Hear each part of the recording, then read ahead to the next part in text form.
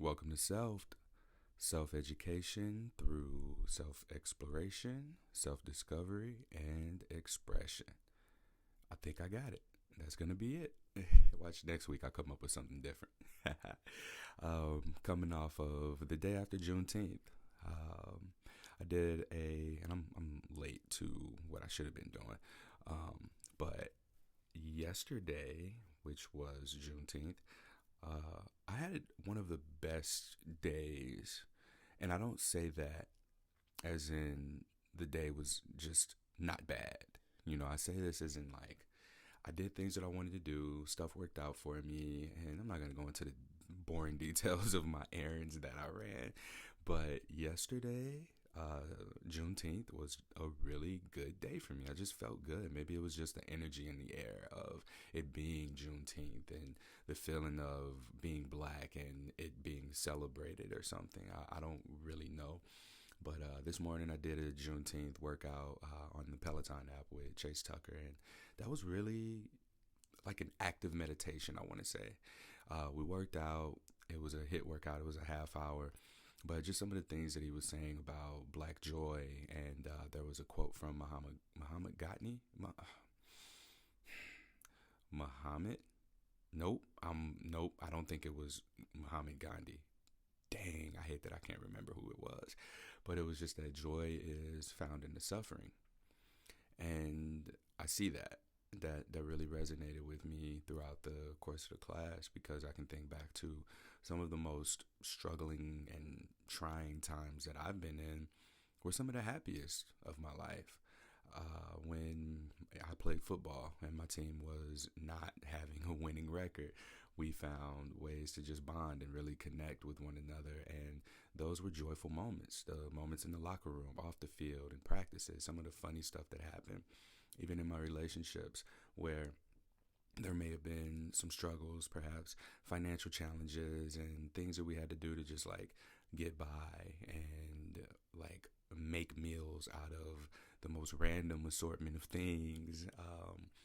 And I can think of several examples of just like suffering and finding simple moments of just joy in my life.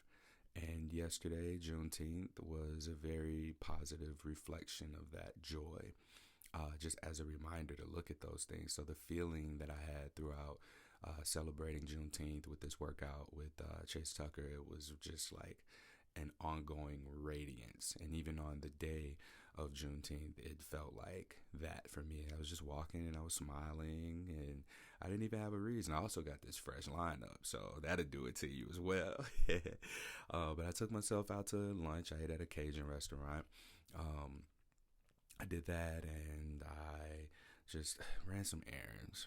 Like I said, I'm not gonna bore you with the details of that. This past week, in reflecting on just where I am right now, unemployment is over. So I was on unemployment for all of 2020 and through now of 2021. And fortunately, I was very smart with my decisions. I used that money to fund my nonprofit. So this was really like an investment in myself. And in the beginning, they did give an astronomical amount. Like I was making more on unemployment than I was like working or trying to work. Let me say that. And so I've been in yoga teacher training. I've like taken advantage of the opportunities that COVID has presented by just like really building my nonprofit, something positive for positive people, and coming up with ideas and doing a lot of things that I otherwise just wouldn't have had time to if I were able to work at 100% capacity. Now, mind you, I've still been working, but I haven't been making near as much money as I would have pre-pandemic or had it not been for the pandemic. So this was an opportunity for me to really pay for people to get therapy and create a foundation that I can say, hey, here's what people are getting out of it. So I've been able to do some exit interviews with people for that and present a lot of tangible data and qualitative information via focus group type interviews or one-on-one interviews, I'm sorry, with people who've gone through the therapy process and provided whatever feedback they had to offer. So now getting funding, getting donations for that, I think that I'm in position to really create an organization that is able to pay for people to receive therapy. So I'm really pumped about that for myself as far as like my passion and my career goes. I also taught my first virtual yoga class for Something Positive for Positive People. I'm pretty positive that I'm going to be dedicating my yoga practice to that, to advocating for mental health. And while on the surface it's about people with herpes wanting to commit suicide, that's not the extent of what it is. It's advocating for an integration of post STI diagnosis resources with STD prevention efforts. And, my overall vision is just for it to be able to pay for people to get therapy. Specifically people who've experienced a sexual trauma, which includes an STI diagnosis. And for me to be able to offer, those people who may already have a therapist, who just need community, who need support, perhaps being able to just integrate my yoga practice into Something Positive for Positive People will be enough. So a lot of the growth and development that I've experienced throughout 2020 and this first half of 2021 has really prepared me for making intelligent business decisions that are overall going to increase the capacity of what my organization is doing. So yeah, that's work wise, passion wise. I feel like since my cry, I have a more consistent flow of just passion running through me. I awakened some emotional wisdom within me, some intuition, and I just feel much more confident, and I feel this intense sense of self-trust. I think that I've repressed a lot of my intensity throughout my life, in fear of being too much, and in fear of scaring people away with that intensity. And now I'm in a position where I got to experience my intensity, and it was really overwhelming. I mentioned when I had that cry and I felt it, and now that I've felt it, it's more of like a constant radiating of that sensation.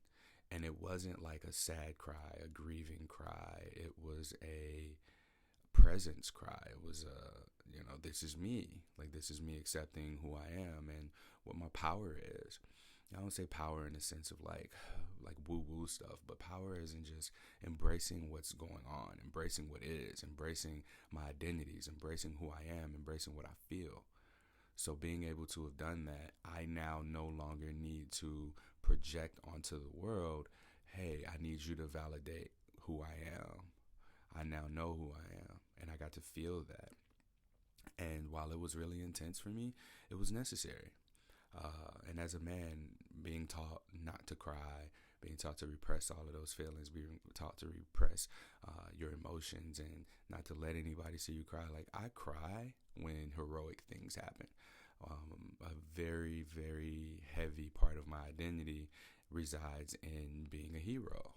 I look up to heroes. I admire them for what they do. And I strive for that. I strive to be a being of integrity, a being who is disciplined, someone who values liberation for people, for everyone. And that's what heroes embody to me. So when I see heroic acts, my passion flares up. I get excited. I get hopeful. I get inspired. And that's where the crying comes from.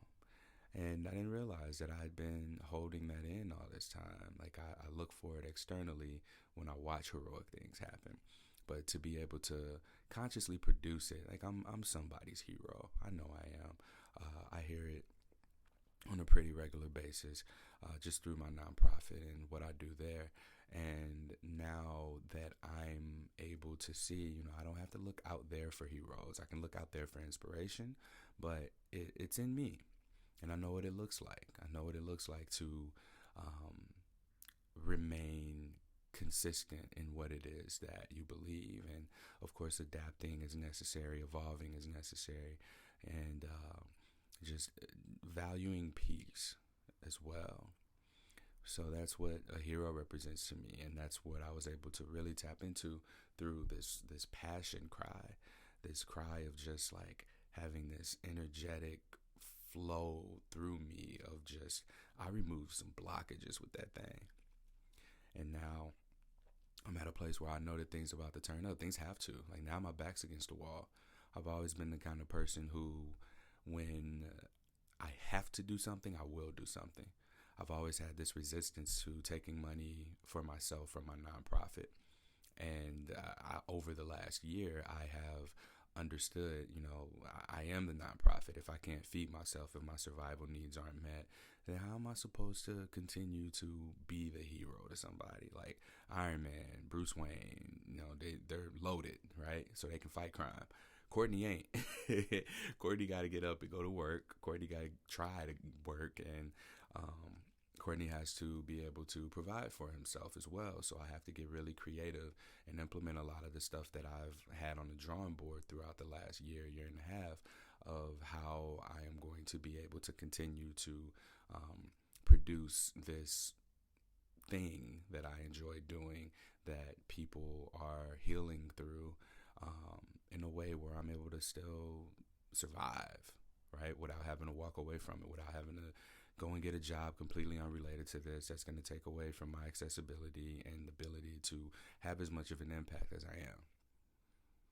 So that's also something that has come up in the last week because now I have to shift my priorities. And I know what that's going to look like. So I'm just going to go ahead and implement that. So that's where I'm at with my career.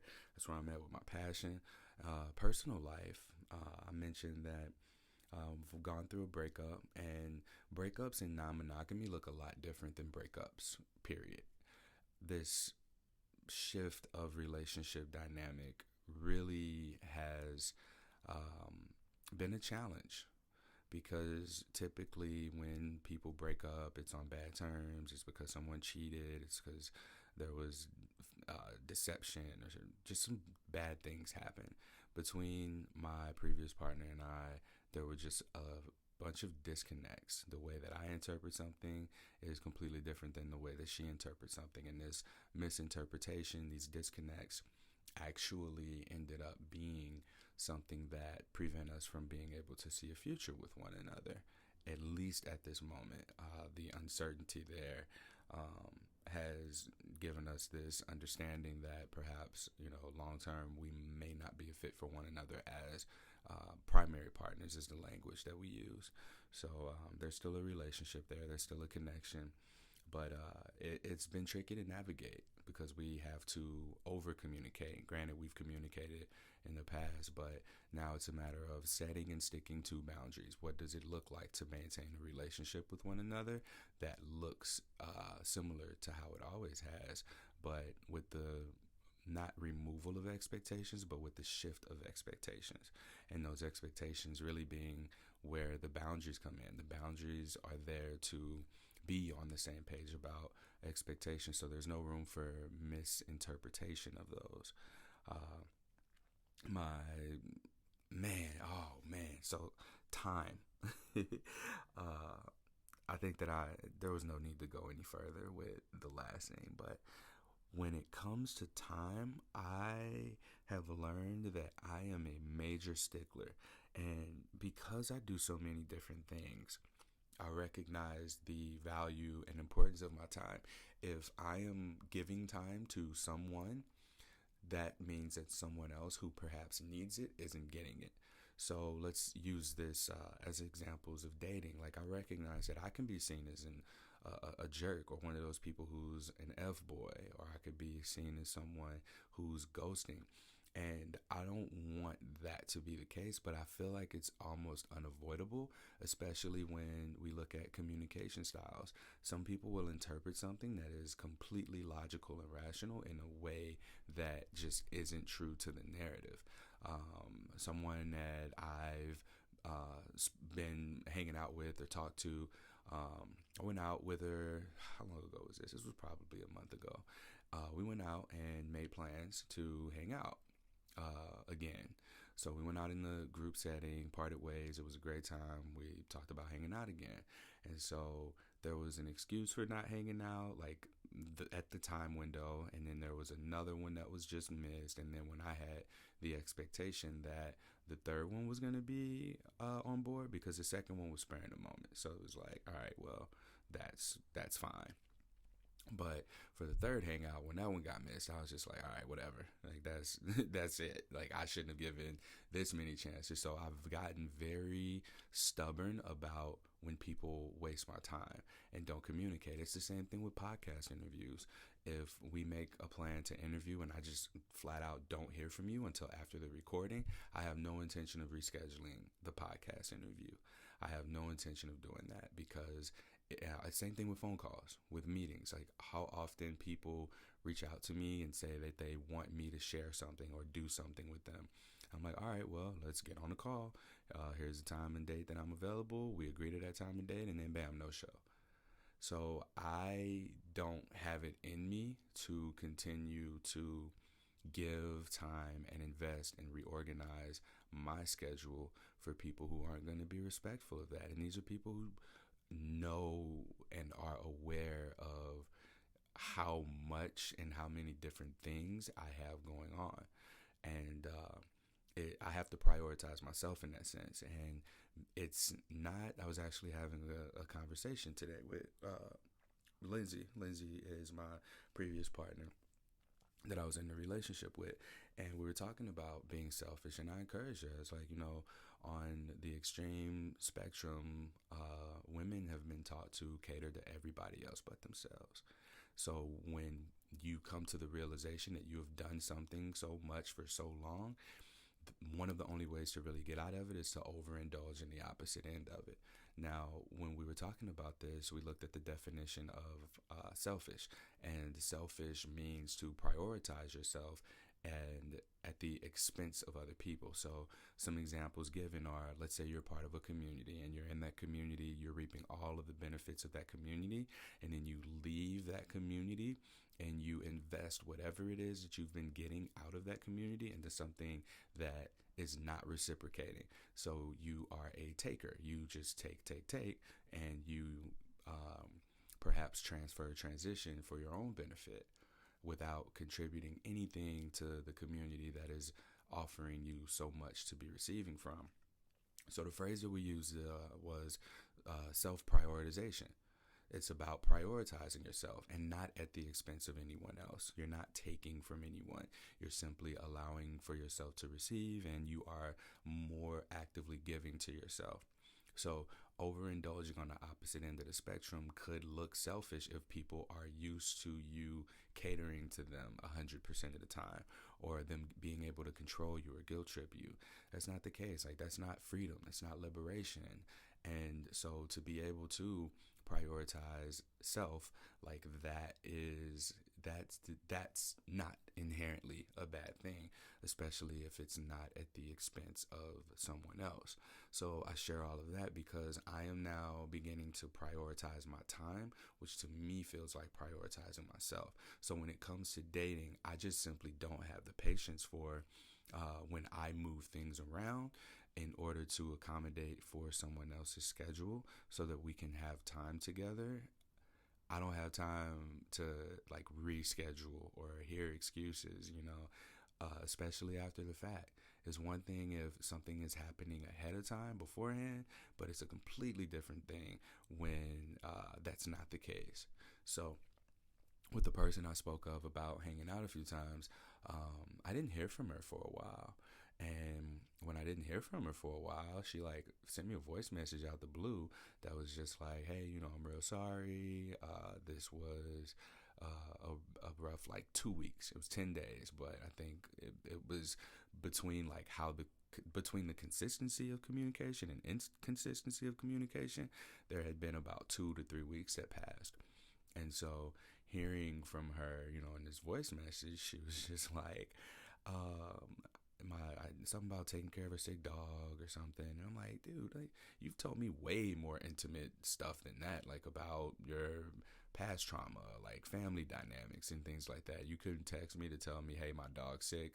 I'm going to be communicative less because this is stressful. And then, like, mind you, it's been about 2 weeks since communication took place. I don't reply because I can't listen to voice messages like right away oftentimes. For 4 hours, I get another message telling me how messed up it is that I'm not replying, or that I didn't reply within a time frame that was expected. So, like, I let my friends know about this, and they're like, dude, you dodged a bullet, because that's what they deem, and I try not to use the word crazy. Like, that's crazy behavior. You know, how is it that on your side you can 2 weeks, like 2 weeks go by without communication? And then even with us being supposed to have communicated or hung out, like, not hearing from you in regards to that. Like, the communication is, hey, are we still meeting up? Are we still going to have, it's the plan that we made in place, you know, for that to have been just kind of pushed off to the wayside. Like, I have ideas of what could have happened. I don't like to make assumptions, but objectively looking at the facts, I was not communicated with. My time was wasted. I blocked off this time to do this thing with this person, and that on the other end, just it didn't happen at no fault of my own, and it was never brought up on the other side. It was almost like my mentions of what the reality was were just dismissed. And then for 2 weeks later, you to come at me and be like, hey, I need emotional support because I know that you have it to give. And then for me, yeah, like, I responded. I was like, yo, my visceral response is to not reply to this at all. However, I would be out of integrity to do so. So here I am replying. Had you thought at all that over the last week and a half, 2 weeks, that maybe I was going through anything as well? There was no consideration for that. There was no, like, hey, how are you? There was no, are you in a good place for me to vent? There was none of that. So I recognize, like, in my personal relationships, those look a lot different than my professional relationships. However, I have a whole system set up for my for business wise, or my passion. You know, if people reach out to me in need of emotional support, like, I have that for them. But however, I'm not going to be taken advantage of, especially for my emotional capacity. This is part of me recognizing and seeing what my value is. I know that while I may not have, like, I don't have a lot of money, I may not have a car, I may not have, like, a lot of tangible things or material things, but I know damn well that I have an extreme amount of emotional intelligence and emotional support, and I fucking make people feel good. I make people feel good when we converse or when I listen to them, and people know that. I'm not going to let myself be taken advantage of. I'm not going to involve myself with selfish people in that way. And so me prioritizing myself means acknowledging and acting upon the red flags that are presenting themselves throughout the course of interactions. And one of the ways that I do that is by setting this boundary around time. Don't waste my time, because I value my time. And when I devalue my time, if I were to continue to reschedule, how many more times would something be missed? Or would I postpone something that is important, not just to me, but to somebody else? You know, if somebody reached out to me during that time window where I have something blocked off, and I'm like, oh, hey, you know, that time doesn't work. How about this? And then it doesn't work. It just creates this cycle. And granted, I'm prioritizing, you know, another person perhaps in that equation. However, I am prioritizing them because it's a priority to me to be of service to the communities that I serve. That's just how I do things. But for someone who, you know, like, we ain't even like have sex. We ain't even get together. So, like, how in the world am I gonna be expected to operate if you know, on one hand, you can go 2 weeks without communicating with me. I take 4 hours to respond or even read the text message, and all hell breaks loose. Nah, that's what that looks like. And it's not me being a fuckboy. It's not me being a dick. It's me valuing my time. I had another situation occur where I was supposed to go for a run with someone. We hung out one day, and it was really cool. We matched on Tinder. We texted back and forth. We agreed that it was nice. It would have been cool to meet up. After we had a phone conversation, we met in person and talked more, listened to music, had dinner, and then parted ways before 8 p.m. In parting ways, what I said was, all right, hey, let's make sure that we hang out Wednesday. Like, let's do that. Tuesday rolls around and I communicate that Wednesday I only have these small windows of time, so I would like to move it to Thursday. Boom, agreed upon. Thursday rolls around, we oh wait, I'm sorry, Wednesday. I was like, hey, how about we go for a run? We can just go in the park. We can maybe walk or run. And it was agreed upon. And then the next morning, I check in about the time again because I mentioned 9:30, 10 o'clock. So I ask, hey, all right, are you going to be ready at 9:30? I get the response, oh, sorry, I ran and did my workout this morning just on autopilot. What am I supposed to do with this? You know, time passes. I think that I don't know if she mentioned something about like having her son or what, but I don't remember if that was why. Let me say that. And then there was again vague time. Oh, I got my son. I'm gonna take him to his dad's. Again, no time. Like I made this plan for 9:30, 10:30. We agreed upon it in advance, and now there's not even any. Like I had to reach out to find out that we weren't having this thing because of something on your end. That frustrates me. Um, it's not about stuff coming up. I'm very patient about that.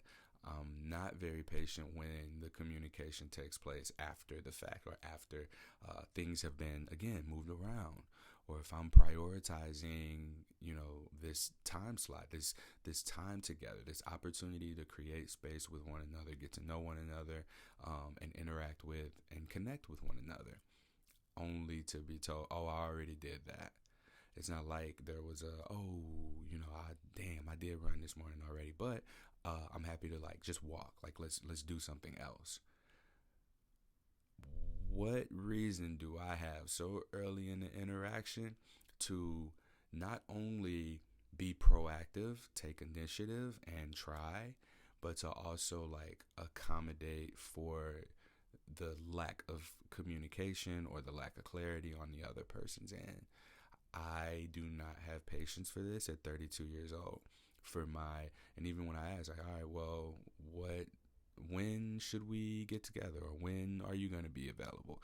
Like, none of my questions are being answered, and these text messages about getting together. So I have to take that objectively for what it is. There's avoidance there of being able to get together, of when. Like, I don't know what you have going on because you're not telling me.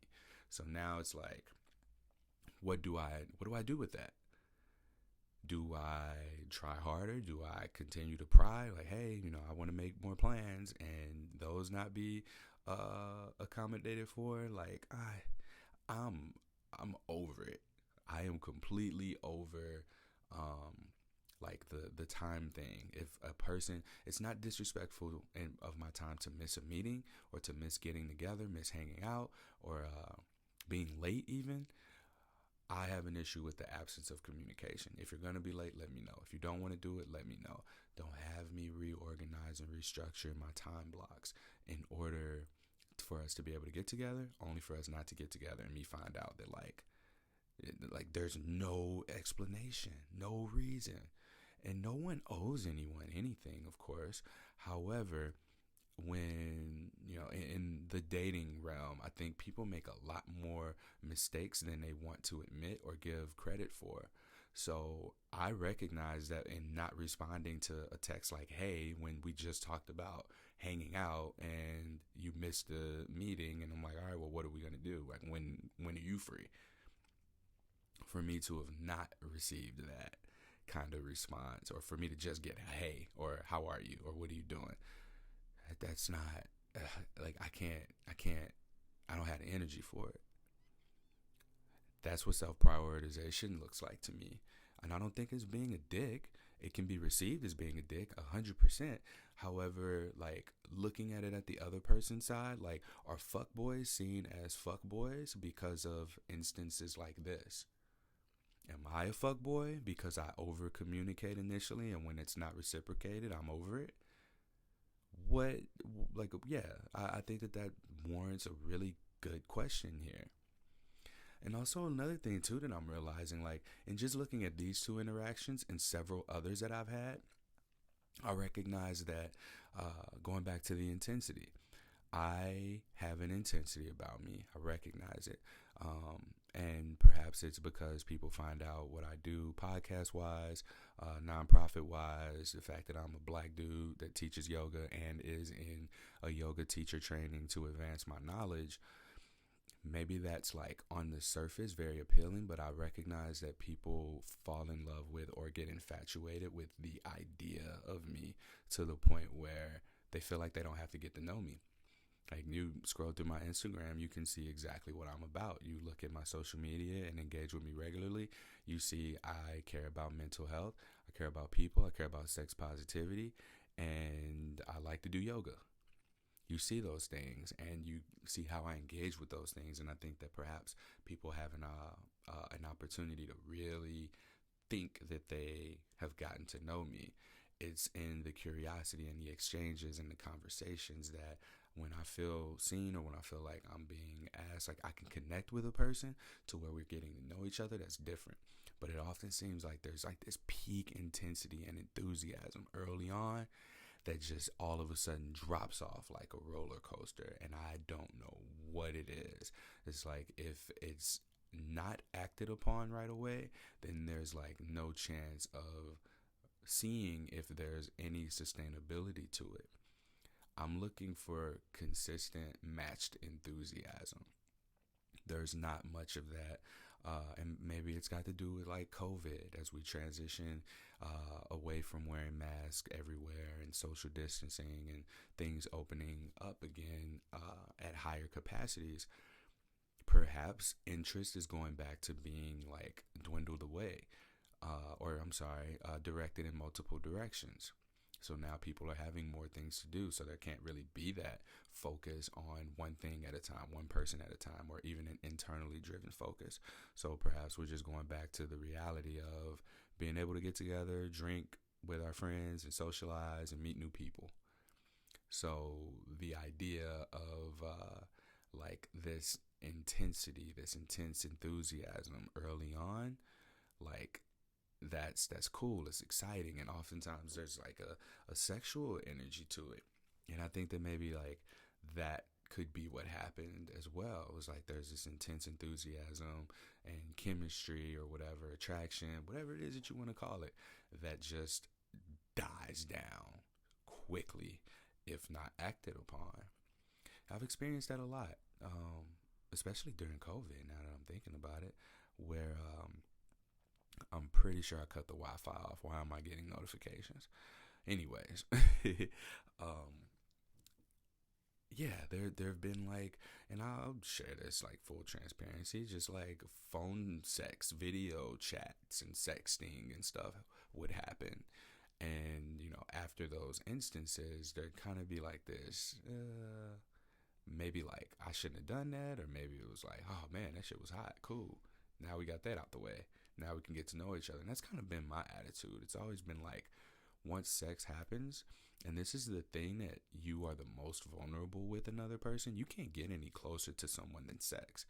If we're talking about heterosexual relationships, like someone's inside someone and someone's inside you, and you're naked. You can't get any closer than that.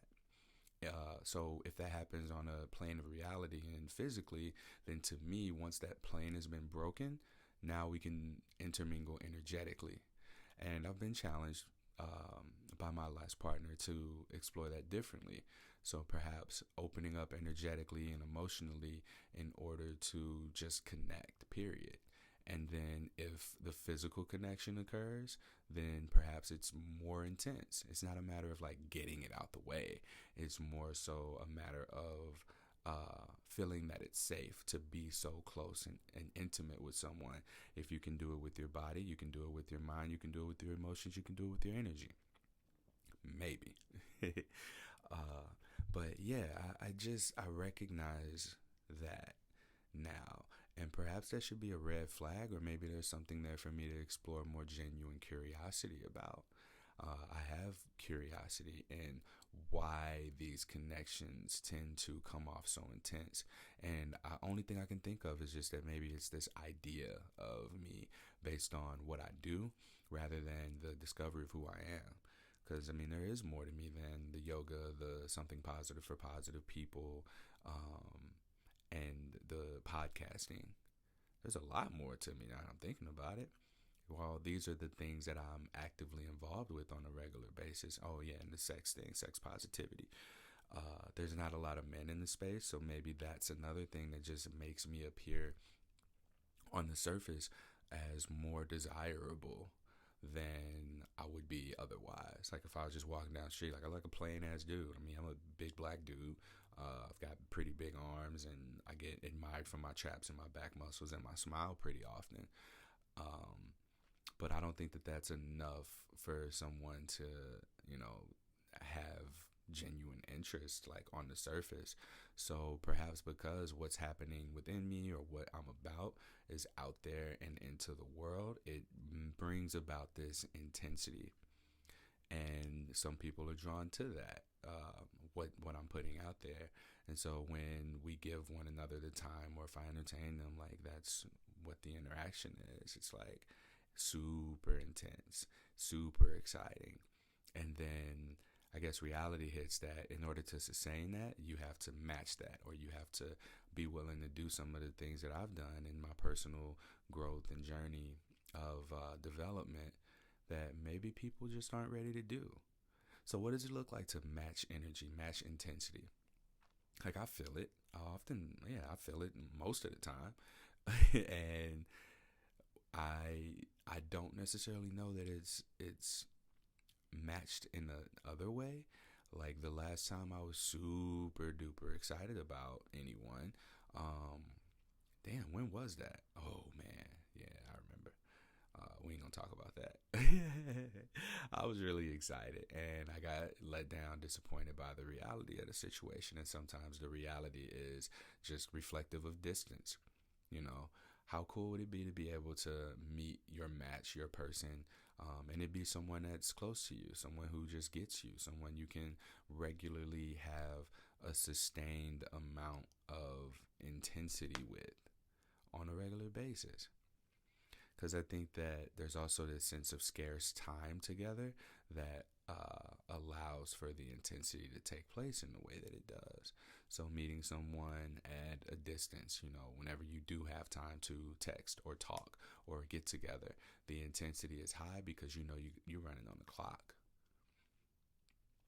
I wonder what that would be like if I were to experience that intensity with someone who was closer, or if it were mutual. Like, what if I met the female version of me that I was attracted to, and like we connected in that way? What would happen? What would it be?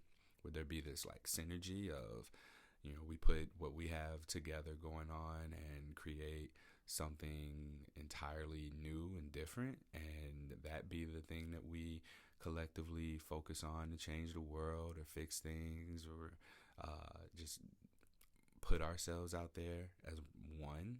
Ugh, that didn't really sound good. Not as one, but as having co-created something to put out there while offering our own uniqueness, right? So I don't know. It's tricky, man. It's tricky because there's not like a lot of, there's no real roadmaps to how to navigate your own developing identities in relation to connecting with people. You know, people say just be yourself and you'll find your person, or you'll draw in the right people. I think that there's a little bit more to that, because not only do you have to be yourself, you got to discover yourself. You got to consciously look at the ways that you show up. You got to look at the ways that people show up around you and for you, and you have to look at, excuse me, the sustainability of being yourself. Because honestly, myself, I'd love nothing more than to wake up, get my workout in, do yoga, uh, go eat something, play video games, do a presentation here and there, like, and be able to just like chill. I do want to see the world though. Like I want to travel, and I feel like that dream, that idea, is a lot more attainable than it has been in the past, and it's just gonna be a matter of me hustling, really, and just doing the things that I talked about implementing earlier when I was talking about my nonprofit and taking that to the next level, because I'm not gonna make money from yoga. I'm not gonna make a lot of money from yoga, and that's fine. My plan is to, again, just dedicate my practice to the nonprofit. So um, if I'm able to raise money and get donations for something positive for positive people through sharing and extending my yoga practice to the world, then cool, I'll be all right. But yeah, I want to see things. I want to have experiences. Like I see all the yogis on Instagram in Bali and on beaches and at these retreats where they're naked under waterfalls and um, tanning their buttholes and letting rays of sunshine in. I'm like, damn, I really want to be able to do that kind of stuff. Not that I would, but it'd be nice to be able to. I want to tan my asshole, but like everything else looks cool. Just being out in nature and being able to explore like the primal connection to the world and nature. I feel like that's a luxury. It should be a luxury to just be in nature.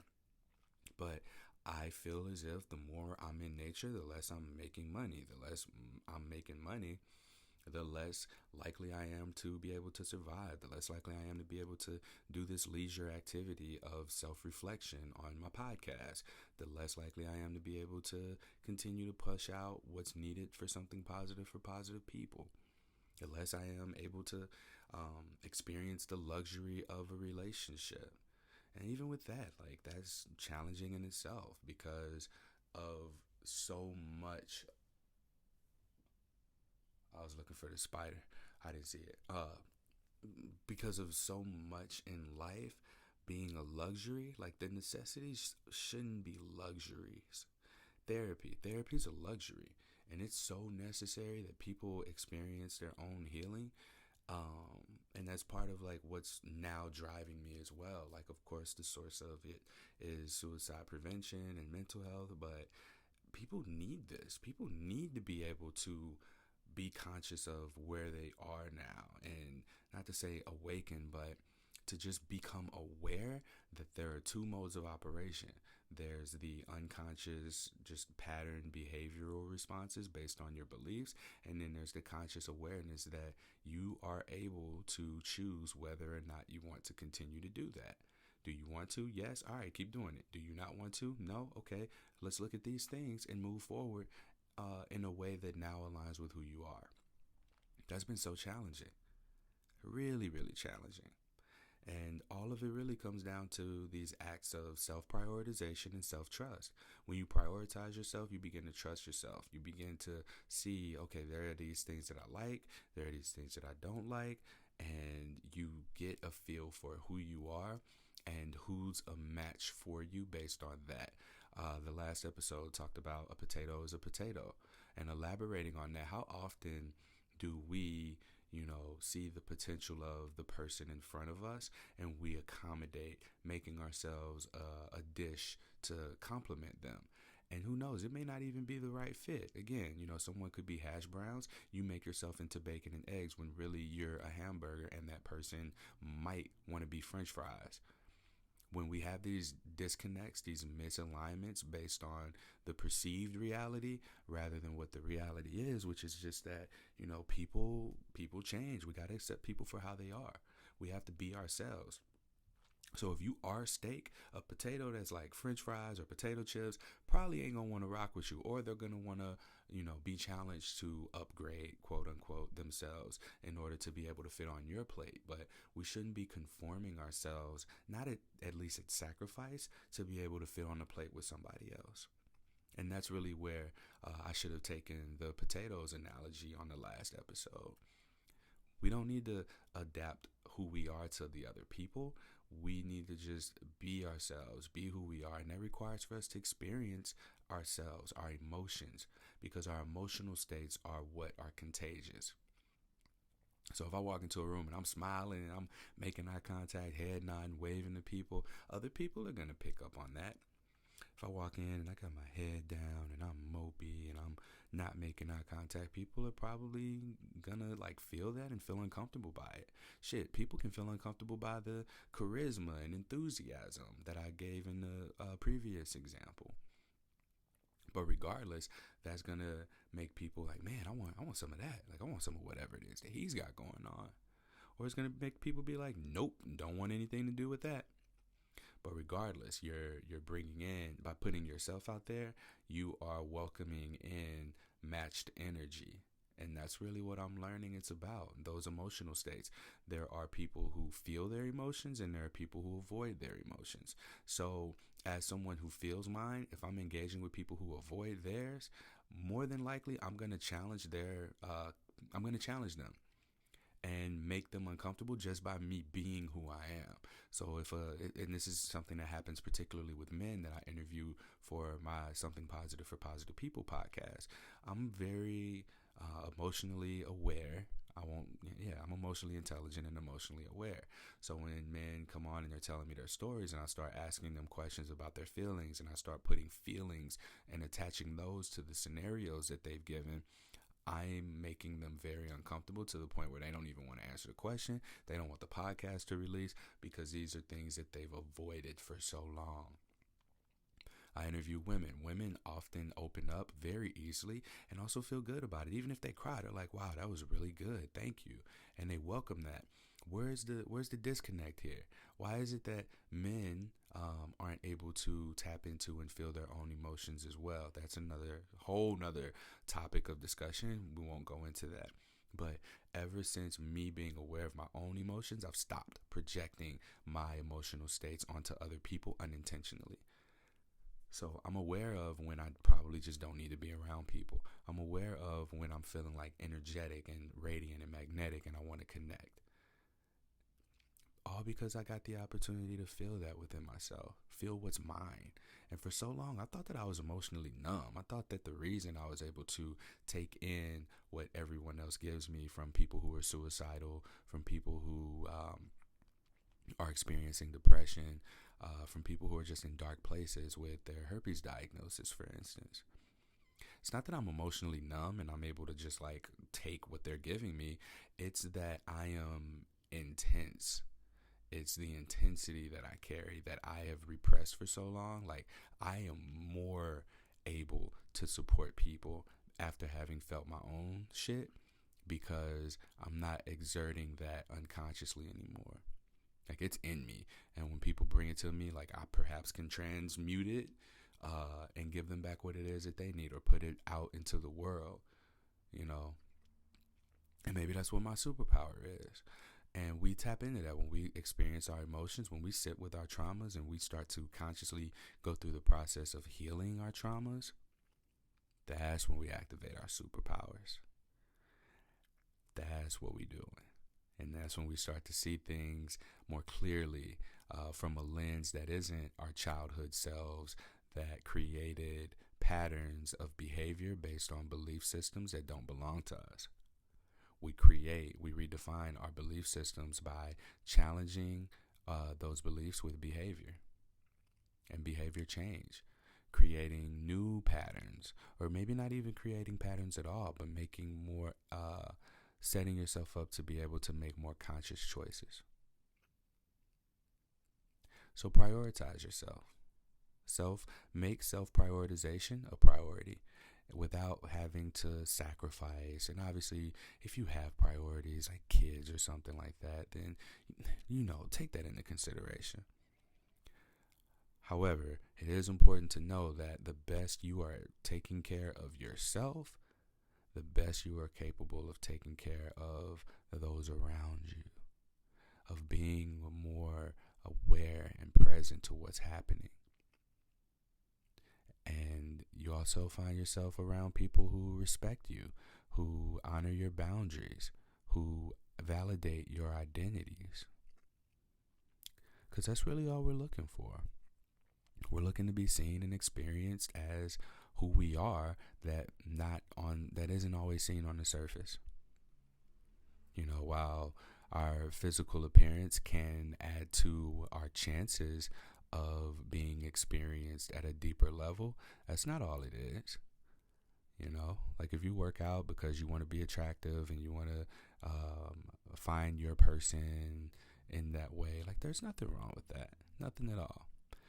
But to be connected to it, there's a lot more depth to it than what's on the surface, and you got to be willing to feel that for yourself within yourself before you can expect someone else to experience it. So I think that that's a really good place for me to leave this at. If you want to connect with me, Courtney at selfpodcast.com. You can email me there. I'm also on social media.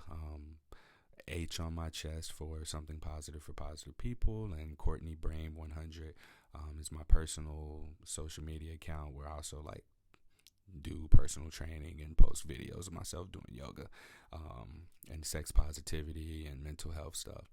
So if you want to connect with me, those are two ways that you can connect with me. Yeah, this is self-education through self-exploration, discovery, and expression.